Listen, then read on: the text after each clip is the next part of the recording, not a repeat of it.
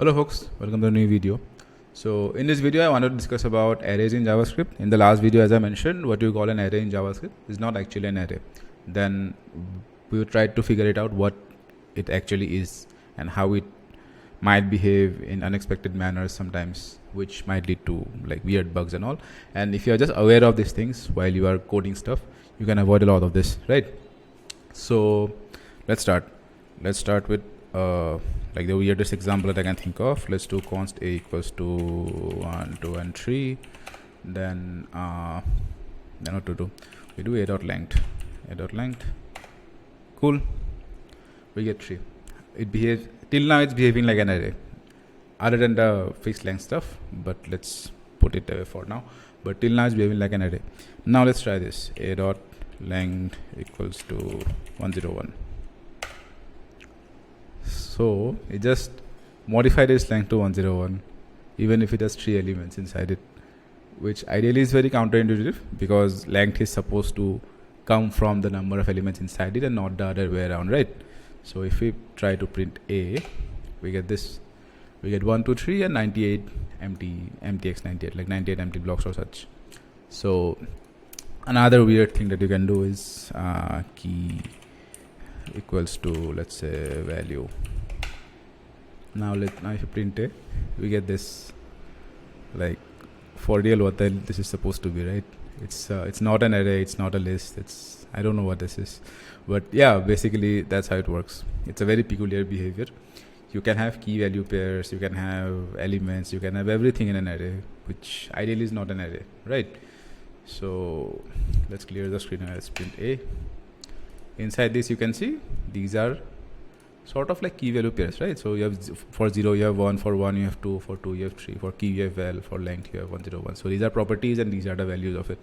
So ideally it's not an array, it's an object. What do you call an array in JavaScript? It's an object. Internally it behaves like an object as such. So the first thing that it breaks is it's not a primitive. It's not a primitive like strings or numbers or anything as such, int or float. It's an object and it's a complex sort of a thing in JavaScript. It's like not primitive. So other than that, some other weird behaviors that you can expect is let's try this. A dot for each. Let's do x comma I. We have this, right? We get 0, 1, 0, 2, 3 because we had elements till the third index only. Rest of them were not something that we had while we initialized the array, and those were like key value pairs. So those are not printed here inside for each. Just 3 of them, which is again like a very weird behavior.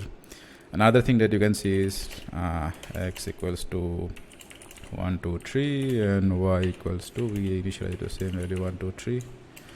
And if we do x equals to y, we get false, which is also kind of counterintuitive because ideally we have the same value inside, right? So if you were to come up with a solution for it without being aware of it not being an array or it being an object, you would say it's true, but it's not true, it's false. So yeah, I mean, that's how an array in JavaScript behaves. It's not an array, it's an object internally. I don't know why they named it an array. They could have called it something else as well, because the terminologies lead to a lot of confusions. So another thing that you need to keep in mind this while using it in React is when you use this something like this in React, let's say you are using it inside your use effect hook, right? So when you are putting an array in the dependency array, sorry, that's a tongue twister. So let's start from the beginning. Let's say you're like working on a component in React. You have a state variable which is an array with a value of 1. You have a use effect. Inside that you put the dependency of a, and inside use effect you set it again to the same value. But that will lead to an infinite loop. That won't because these are not same. These are different values. If you do this internally, what use effect does is object.is a and b, x and y, which is false.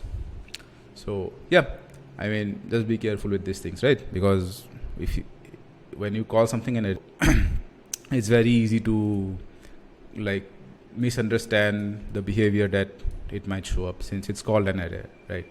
So you might behave it to, you might expect it to behave in a certain manner and it wouldn't, and you're like, what the hell is going on? Like happened when we printed A, right? What the hell is going on?